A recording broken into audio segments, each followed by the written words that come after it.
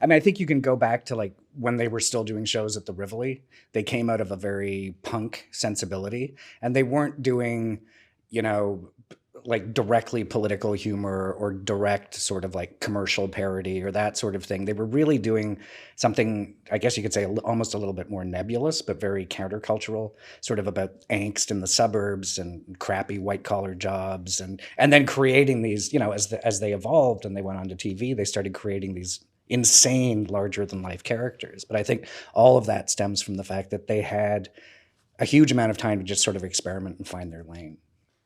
Well, I was happy to add that interview with Jen Whalen from Baroness von Sketch, because that clip is the one that most closely gets to my experience of the kids. Because I came into the kids, you know, in the late 80s, early 90s in Canada, but after 2 decades of Christian indoctrination, and I did not even know what queer people were other than I was supposed to hate them.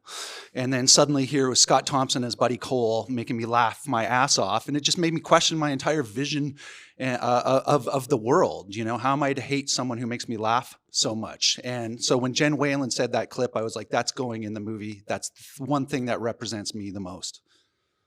Well, Lorne, I was going to say, Lorne Michaels told me when I interviewed him originally, I think he says it again in our film, that, you know, they were for him, he felt like the 70s, he had defined a certain Saturday Night Live flavor, talking about a certain kind of situation in life. And that for him, the next level was talking about the things that the kids were talking about. And of course, Scott was a massive part of that. If anything, he's kind of like the thing that makes it different than anything else. And I mean anything else. There, on the scene in Toronto, when I was at the Rivoli Club where they started, there'd be a small audience, and you would hear gasps when he came out as a queer positive character. And he would, they do sketches, and they assimilated within the troupe. There was no sense of he was the only, you know, doing this gay thing over here. It was just, they were allies, and they were all just working together. And that just by being there was political. And there were audience members, I recall, in Toronto who were shocked back in the day. This is the 80s, you know? So it's amazing to think in some ways how far we've come. Yeah, they were, I think the women the kids played weren't, Python lampooned women.